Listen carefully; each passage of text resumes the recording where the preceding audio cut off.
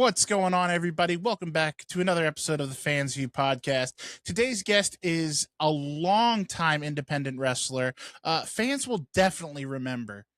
She's made a name for herself in WSW, Shine, Ace, promotions all over the Northeast. She's even been on WWE television, and she helped pave the way during a period where women weren't always given the greatest opportunities.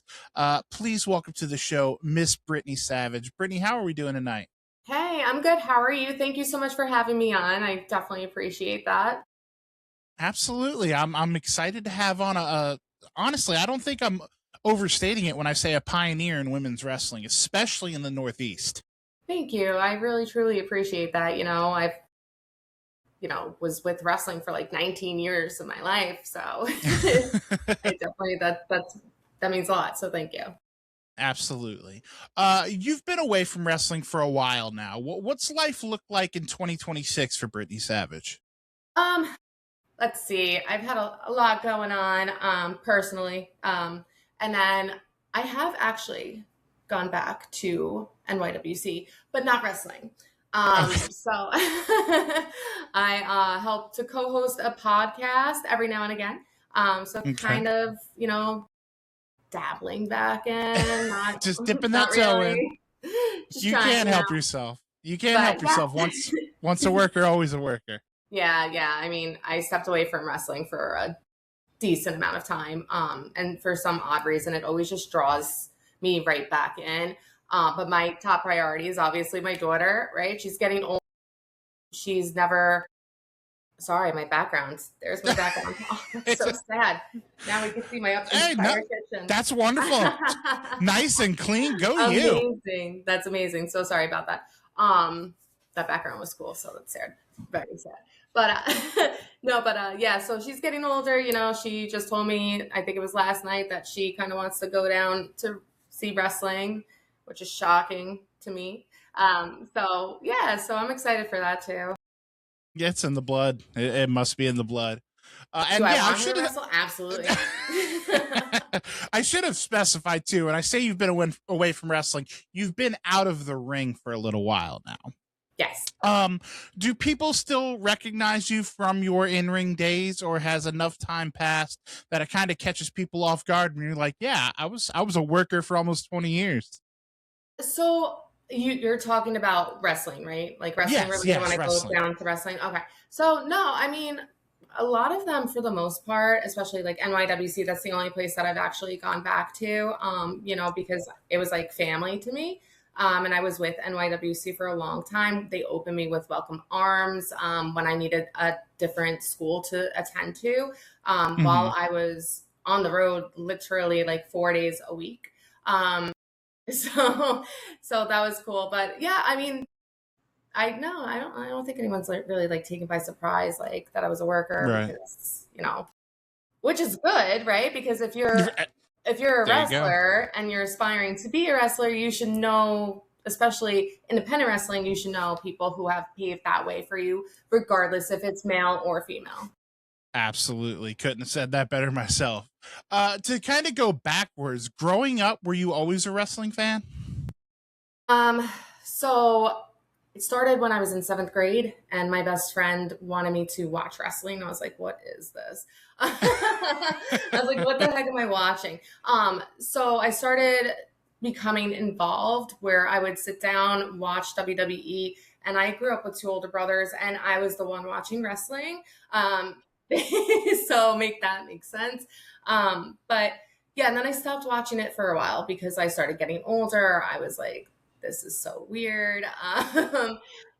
Just, I don't know. I was, again, like senior in high school. I was like, I don't have time for this. And then I started getting back into it. And I was like, you know what? I feel like I could definitely do that. I was working at Abercrombie at the time. And I was like, I think I want to be a professional wrestler. And then my brother just so happened to meet this kid at the gym who was an aspired, wrestler. So I went down to the school with him, and he ended up quitting, and I ended up staying. So it was just me and all males. That was fun. I was just about to say that sounds like a good time. Yeah. What were those first few months of training like? People really don't understand the beating your body takes those first few months, especially when you're trying to develop calluses and everything else. Yeah, so I mean my first few months of training weren't like others, right? Like I didn't have it so easy when I first started training because I was the only female. And back then, it was more difficult. It was nothing like it is now, right? Like women's Right. wrestling, like, everyone's like, "Oh my God, that's amazing." Back then it was not like that. It was not like that. I legit had to stay on the outside of the ring for Right. vast majority of my training. And I think it was like maybe a month or so in when I was finally allowed inside of the wrestling ring. And then right from there, it just things happened so quickly for me where, I got that call from WWE. I got to go. I was so green. So I don't know. It just, again, a lot of things happened so quick. So if I could be on the outside of the ring 100 times over and over just to accomplish everything that I've accomplished inside wrestling, I would do it again. So. Yeah, and you know what? We were gonna save it for a little bit later, but you did just bring up, the WWE opportunity. How did that kind of come about? And can you talk a little bit about that opportunity? I was shocked, honestly. I think I might have sent in like some videos, but I didn't expect anything to ever come from it because I had barely worked on any shows at the time. So I remember I'm terrible with my phone. I don't listen to voicemails, horrible. But for some odd reason, I decided to listen to a voicemail.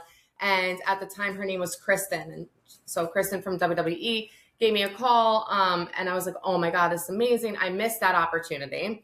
So that was fun. But then they found a new opportunity for me at in Providence, Rhode Island at the Dunkin' Donuts Arena.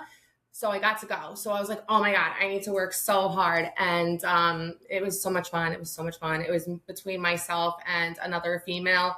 And they had to decide who was going to have a match and who wasn't. And I was the chosen one. I got to wrestle Beth Phoenix, who is so sweet. Like she was so nice. She introduced me to Vince. So very welcoming. And I was shocked. And, I felt like things were happening so quick.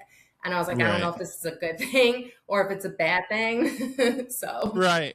And that's kind of what I wanted to ask you was when you have that kind of success so early in your career, do you think you were kind of spoiled by that? Or did it make you even hungrier to want to get there full time? I mean, I think that I was definitely hungry for it, right?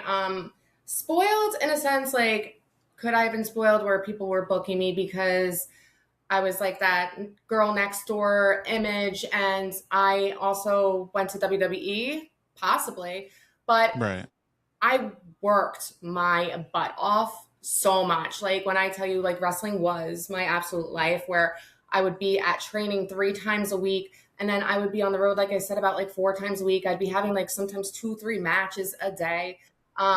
So I really worked for it. Like, it's not like it just came easy and things were handed to me. Right. After WWE, I got a phone call with, MTV2 where I was able to, go down to Vegas and work. Well, I didn't really work. I was a girlfriend. But I got to push a midget off the top rope. That was so fun. That was like the funnest thing ever. Boy, the 2000s were a wild time. Yeah, they were. Speaking of them being a wild time, how difficult was it back then to make a name for yourself as a woman? And did you feel that pressure to constantly have to prove that you belonged to be there and you weren't just eye candy? Absolutely. Like from day one with training, right? Like I felt like, they kept trying to like push me out the door because I was a female. And I was like, absolutely not. Like, no, like this is something that I want. I have a passion for it. I'm going to do everything that I can to accomplish what I want. And I'm going to get what I want because I'm going to work hard for it. Do I feel it was easy? Like I said, no. So, we were considered to be the popcorn matches back then. Right. So like every time, like and also people looked at women as, a sex object, if you will, right? Like, Correct. That's the only thing they cared about. It wasn't that, oh, she can wrestle. She has that wrestling knowledge. It was just, oh, there's a girl with a pretty face and she's wearing like a two-piece. Like, you know what I mean? Like, it was just so gross. Like, Yeah.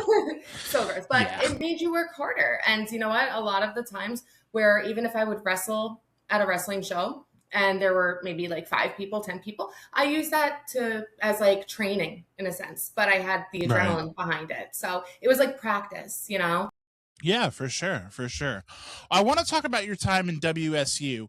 That became your home for quite a while. You were a multi-time champion there. Did championships matter to you personally at that time, or was it more about earning the trust of the locker room and the promotion? Because obviously, if they put a title on you, in storyline, you're the champ. But in the back, that means, hey, we believe in you to be one of the faces of this company. Is that kind of what motivated you? Yeah, I mean, titles to me, honestly, it's nice, right?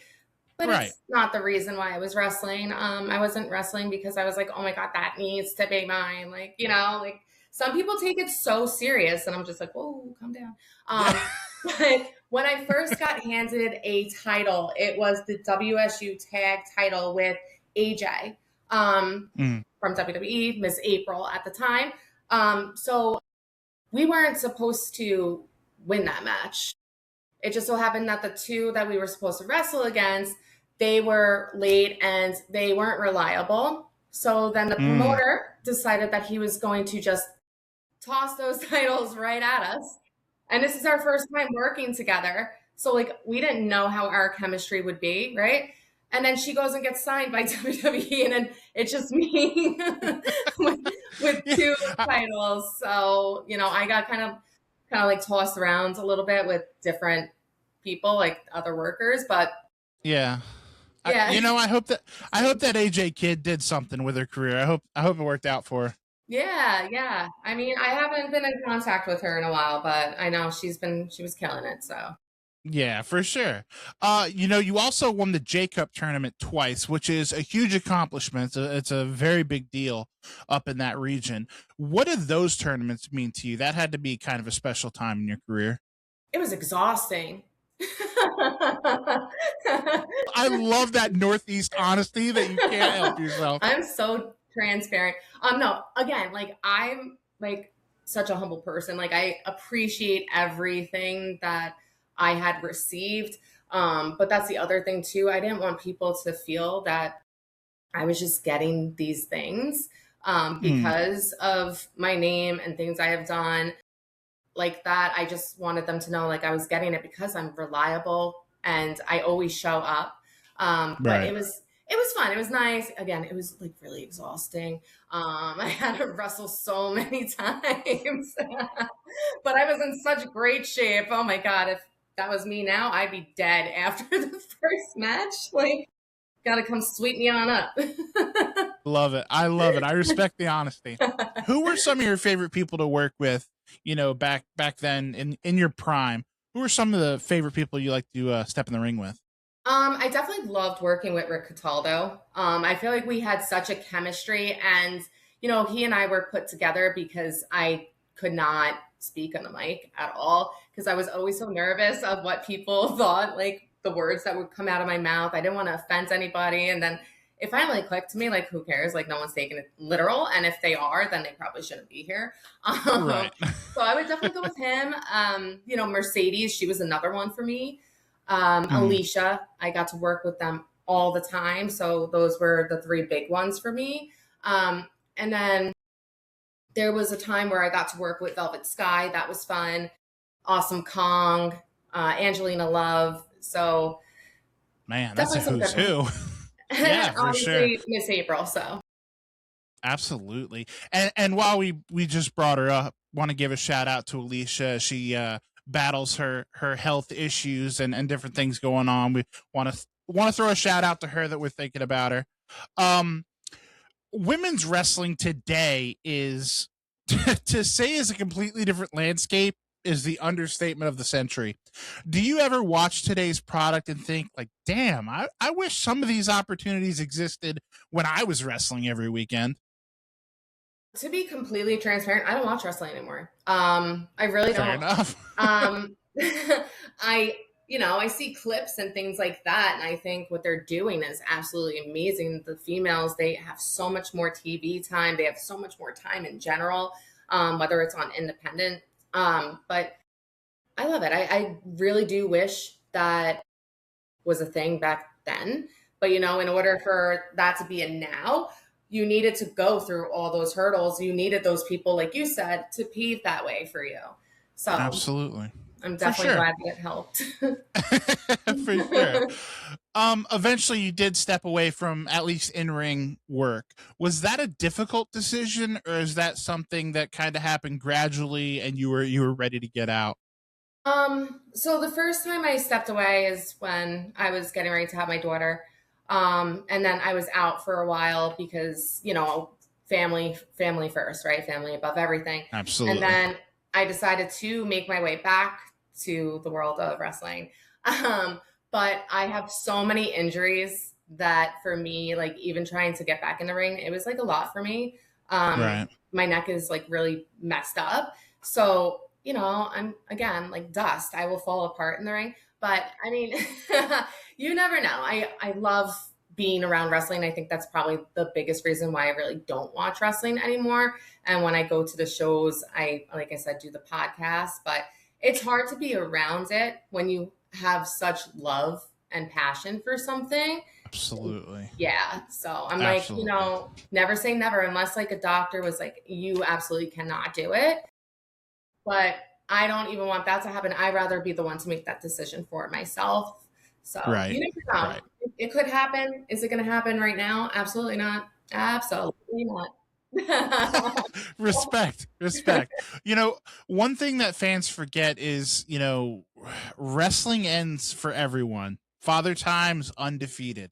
How difficult was it for you, if at all, was it for you to find your identity outside of wrestling? Like you said, you were an in-ring competitor grinding multiple matches a day, multiple days a week for years upon years. How hard was it when wrestling wasn't there anymore? I would say like it's different. It's different, right? Because I was so used to, like you said, always being out on the road. I had such a different life when I was in my 20s. I was striving. I would say if I had to step away from wrestling and I didn't have my daughter in my life, I feel like that's where I would notice it the most. Right. But because I have her, I feel like it didn't really matter to me, right? Because she was like my number one priority. So it wasn't as difficult, I feel, as it could have been if I didn't have her. So right. And being a wrestler and a parent obviously are both incredibly demanding. How has becoming a mom changed your perspective, not just on wrestling, but just in general? I mean, she's just like me, which is great, thankfully. No, she's like a really good kid. So I was very blessed with her. I feel like, I've been a single mom for 10 years now. So for me, I feel like, I just like, even with wrestling, you kind of have to learn, right? Like how to navigate life with things. And I feel like it was I guess, tough a little bit in the beginning, but then I got the hang of it and I was like, this is simple. So I love it. Well, now in 2026, looking back, when fans hear the name Brittney Savage, what do you hope they remember? Hopefully they remember somebody who is actually like, I was always so nice to the fans. That's the biggest thing, because respect to other wrestlers, but there are a lot of wrestlers who, once they start making a name for themselves, they kind of forget like the reason why they are existing inside of the world of professional wrestling. I've always been that person who will go out of my way to say hello to a fan. I will welcome a fan with open arms, for any kind of conversation. I will never just be like, get away from me. Like, obviously, if you're being disrespectful, that's totally different. But it's hard. Like, even like musicians, like if somebody is a huge fan of someone and then they go meet that person and that famous person is like treating them trashy, like trash, that's heartbreaking, because that's your idol. You idolize them and they're a jerk. Like, so that's how I always felt like I wanted to be. I just wanted to be that kind of person. So that's pretty much, I guess. I like that from the fan perspective. Trust me, we appreciate that as well. Speaking of the fan perspective, these are my last two questions. They're my favorite questions. The first of which being, this is the Fans View podcast. I'm just a fan. What are you a fan of outside of professional wrestling? Shopping. No, let's see. I love like movies. I love horror movies. I love Halloween time, Christmas time, things like that. Being able to go out and do fun things with my daughter. So that's pretty much what I'm a fan of, I guess. Okay, I like that. Oh, and karaoke. Love karaoke nights. I'm gonna leave that to you. They can miss me with the karaoke. And finally, last but not least, at this stage of your life and career, obviously with in-ring competition behind you, and maybe you're dabbling a little bit in wrestling still, but obviously you're a mom, you're an adult woman. How do you define success at this stage of your life? Success is just, to me, it's about waking up every single day, going out and doing what you have to do. And, I'm not just living for myself, I'm living for my daughter. I'm who she has. So for me, like anything that I can to be successful, and, do what I have to do for her and for myself, I'm going to do it. Absolutely. Well, Brittney, this has been absolutely wonderful to have you on. Hopefully we'll have you on again in the future. I mean, I feel like we barely scratched the surface of your career. You did so many awesome things, throughout it.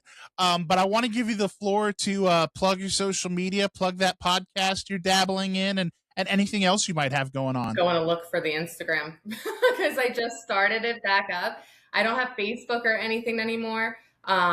Okay. So Instagram, it's at the Brittney Savage. I had to change. So that's pretty much the only social media right now out there as far as fans go. Yeah. Okay. Mm-hmm. And how about the podcast? Oh, the podcast is Beyond the Barricade. Okay. Beyond the Barricade. Got it. Well, when you guys are done watching the Fans View podcast, go check out Beyond the Barricade too. And let Brittney know at the Brittney Savage on Instagram how much you enjoyed it and how much you enjoyed her appearance here. And make sure, guys, while you're on Instagram, go ahead and follow the Fans View podcast. Head over to YouTube, like and subscribe and all that fun stuff. Comment, all the jazz. And most importantly, guys, at the end of the day, don't forget to call your moms. If you haven't liked or subscribed, you're going to be joking me.